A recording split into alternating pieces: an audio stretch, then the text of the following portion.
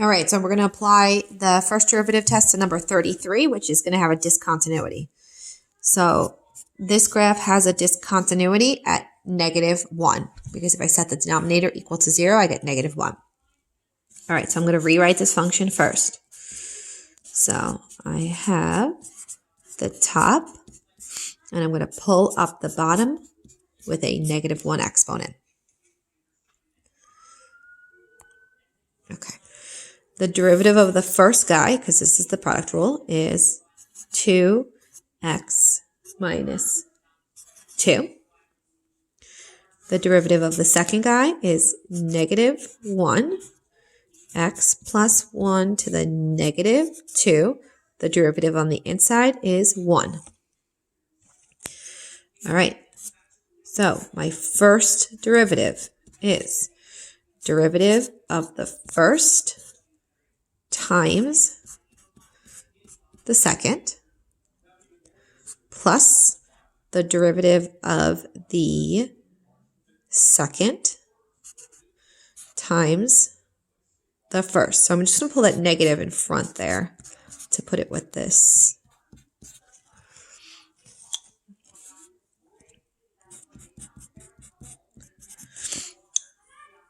Okay, so now I'm going to pull my terms back into the denominator because I want to pull them together.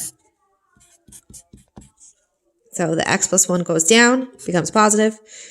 This is -x² minus 2x plus 1.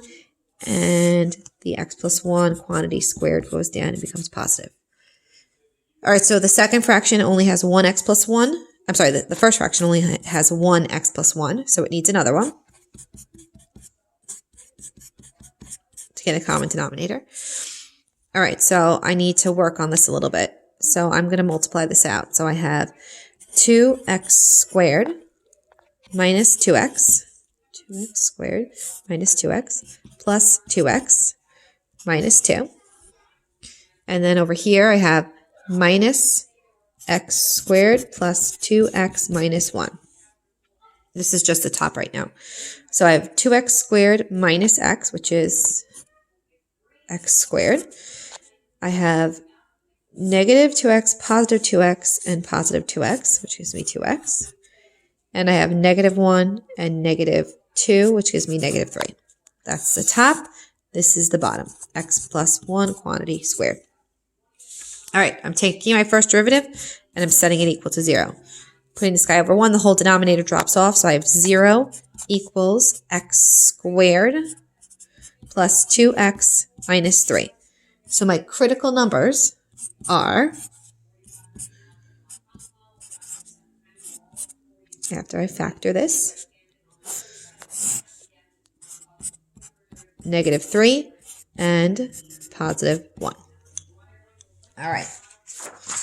So I now am going to put my critical numbers on the number line and my undefined value. So I have 1, -1, and -3. 1, -1, and -3. So I now am going to break up my intervals. -infinity to -3. -3 to -1. -1 to 1. And 1 to infinity. All right, my first derivative. Let me transfer it over so I have it.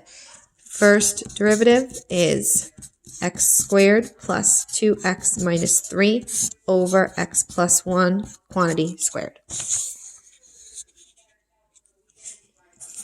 All right, so let's evaluate -10 here.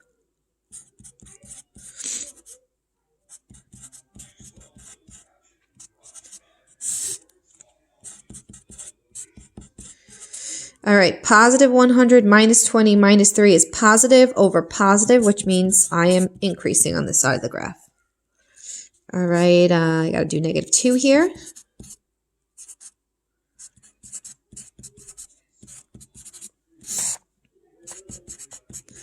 Okay, bottom's still positive.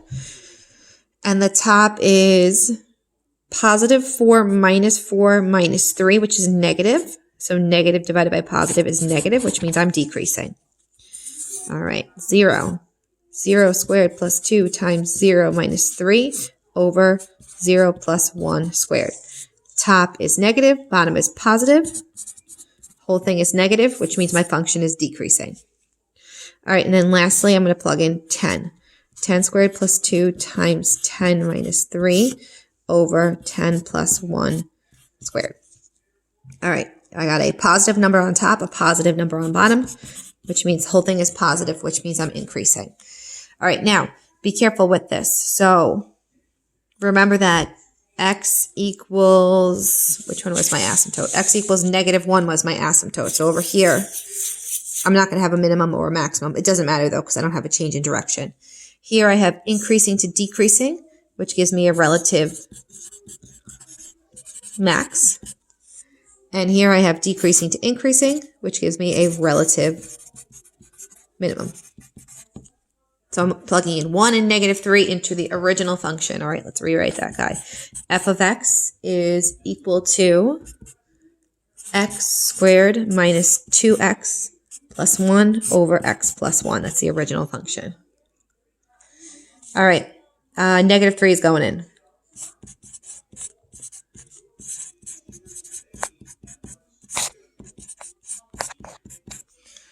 All right, I got a positive 9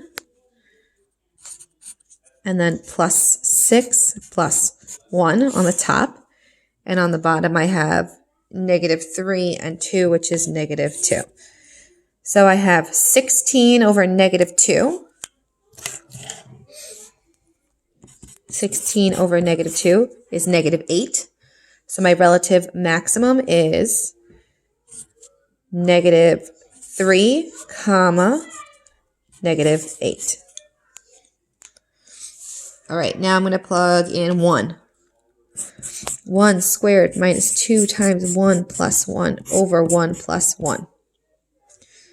All right, we got 1 minus 2 plus 1. So 1 minus 2 plus 1 gets me 0 over 2, which gets me 0. So I have 1, 0.